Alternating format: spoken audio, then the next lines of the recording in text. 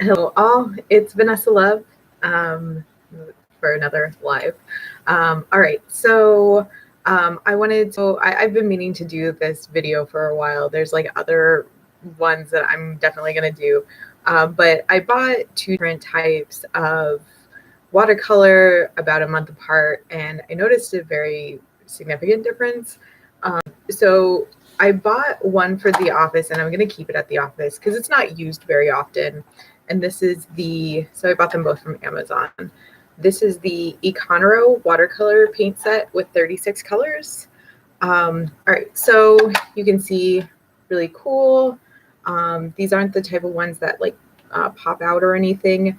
In the past, when I've had watercolor in the office, people have accidentally broken it off because they've mistaken like this part for the part where you open. So I did have to put in an open me part on there, as you can see, because I didn't want people to not know which side to open and break the other one, break this new one.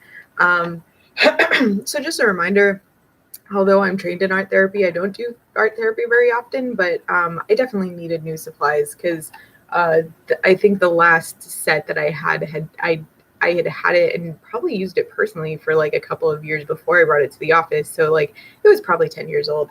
Not entirely the best. Like I don't want my clients to like feel like, oh, here you go. Here's this set that, I don't even want to use anymore. So I got this one. It came with brushes. I have a set amount of brushes at the office that I don't mind my clients using, mostly because clients don't usually know how to use materials. So like if I bring in the really good ones, or like if I kept these ones here, it's just overwhelming. And like if they're just kind of beginning, it's better to have fewer options, and options where they can definitely ruin them if they need to, than to have like a really nice set and then be like, dude, I just spent $30 on those like five. So like kind of sucks that like didn't know how to use that one properly and totally messed it up. For some of the kids who I've worked with in the past, I actually bought like the craft like not so great paint brushes, because they so many children really like the let me put this here and like watch it like spread out and ruin the brush. So have the cheap 10-cent ones, just so that they can have that. All right, so I have these ones. I've used them because I wanted to use them. I wanted to see how well they worked. I wanted to see what they were like. So you can see these aren't interchangeable, and some of them, like, you get them wet and it's almost like they kind of like break up a little bit more. Like I felt like this one like broke up a little bit more than like what I'm usually used to. What I did notice with this one was that there's a lot of different colors, and I do like that they have like a couple of grays and a couple of different browns, and like a little light pink there too, a couple of pinks. So I did this with that one, and this is chalky. Like it's very weird to like have that. I haven't had that before. So that's like a different thing for me. This is from DeviantArt.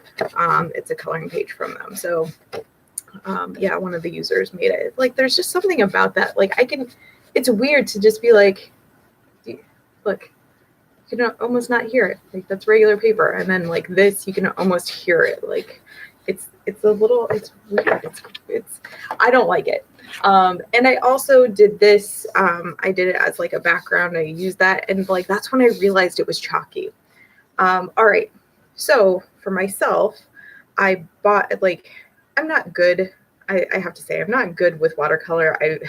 One of those things where I'm like, oh, remember how I was traumatized in grad school?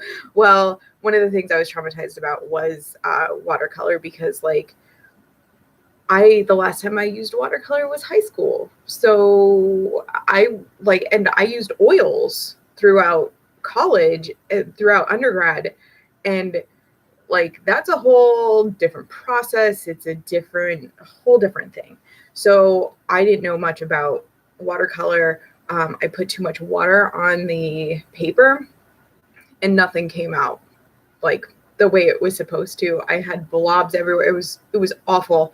And I was trying to make it look okay, but it was just blobbier and blobbier and blobbier. It was awful. So I was really like reluctant to get watercolor. I've always been a little bit reluctant because I just don't know if I'm going to like it. And I find it, you know, it's one of those things where it's very difficult to control. So I bought watercolor for myself because I knew I was going to go on a vacation, and that I didn't want to like bring this and try and like maneuver it so that I can like use it. So I bought Dyvicl watercolor. This is what it looks like. 42 colors with a brush. What do they call it?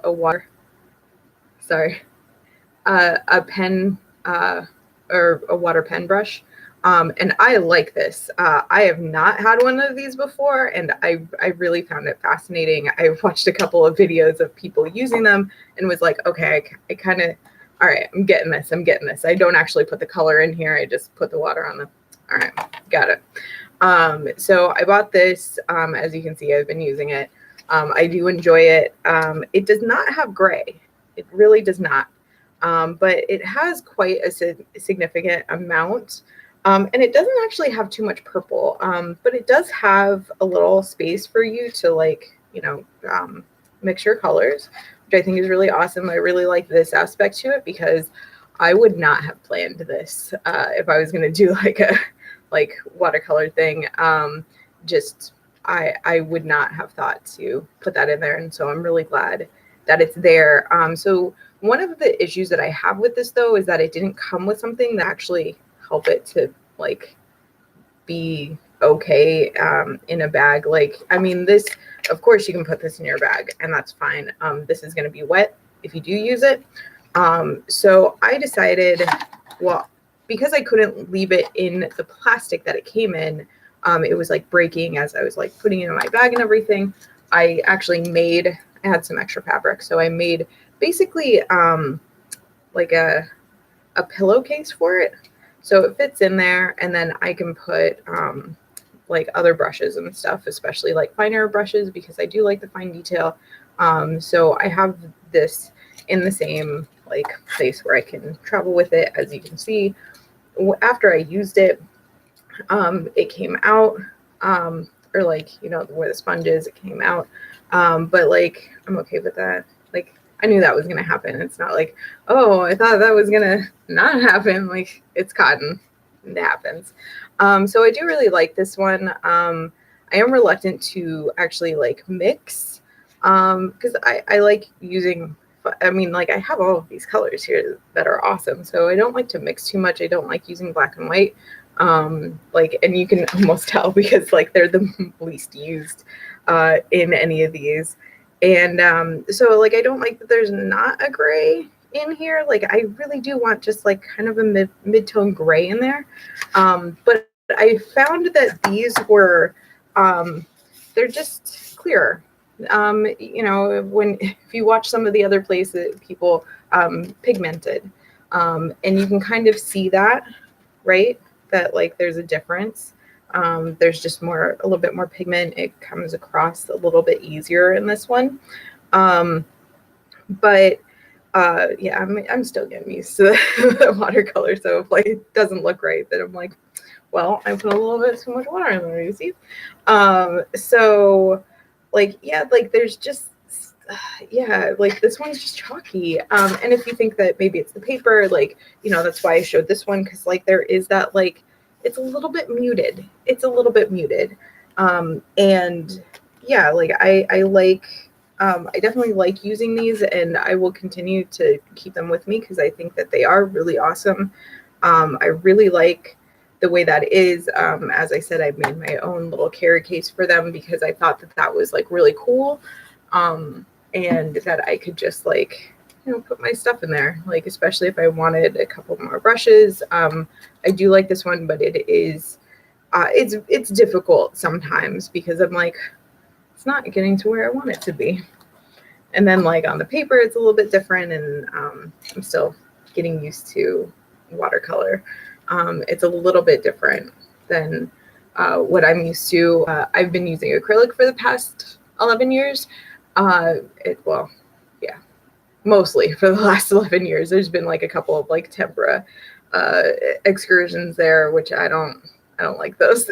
And we all have, like, every artist has their preference. I'm really good with painting in general.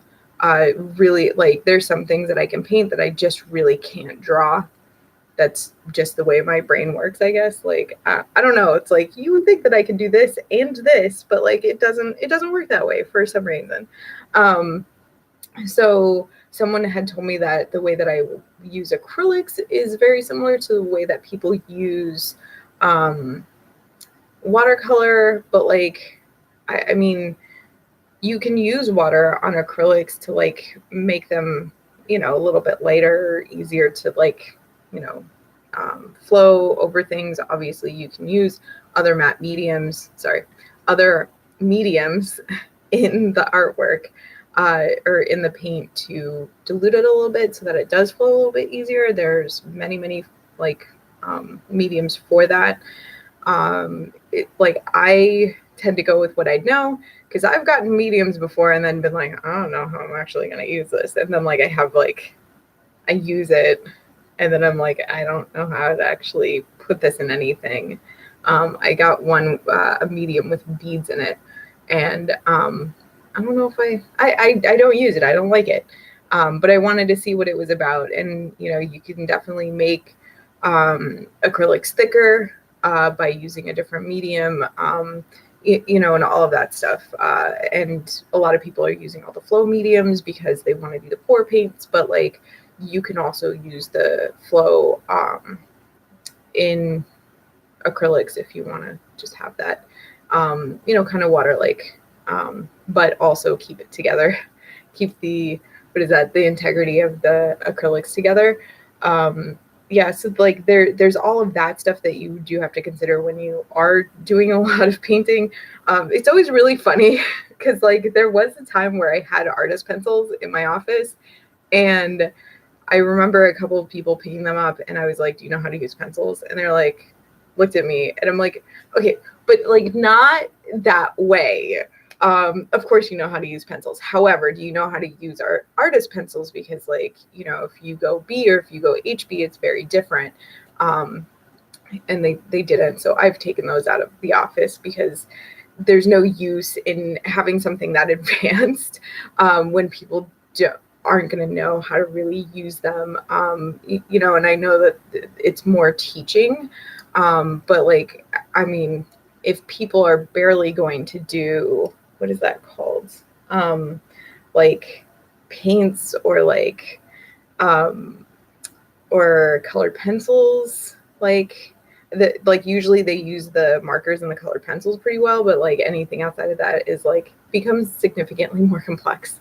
And I've noticed that people just don't really know how to use them. And I'm like, I end up having to like clean up all of this stuff that I'm like, if you knew how to use this, you wouldn't have left this like this. And so, yeah, it gets a little bit frustrating.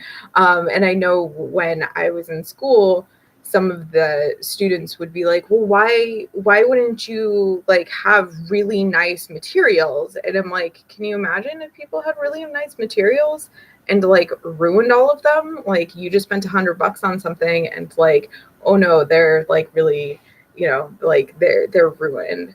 I know one of my clients was trying to get me into getting Copic markers, and I'm like, no, that's not how this works.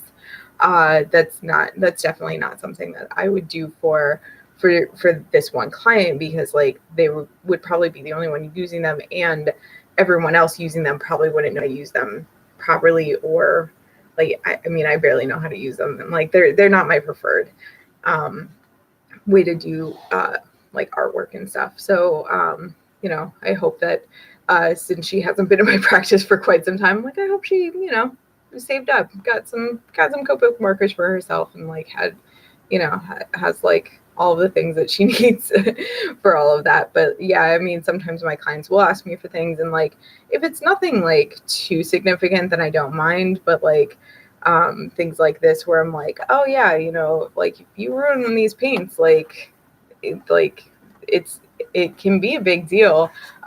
Like kids especially like mixing in that white, which I'm like, oh my God, I have to go clean the white now. Yay. It's more work for me.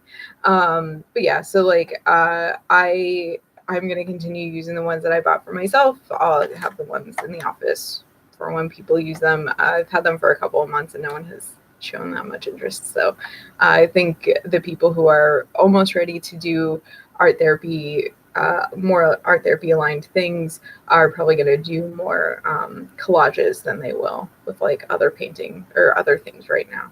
I'm like, let's start with that. We'll be good. All right. Well, I hope that was helpful for you, and I will talk with you guys soon. Thanks.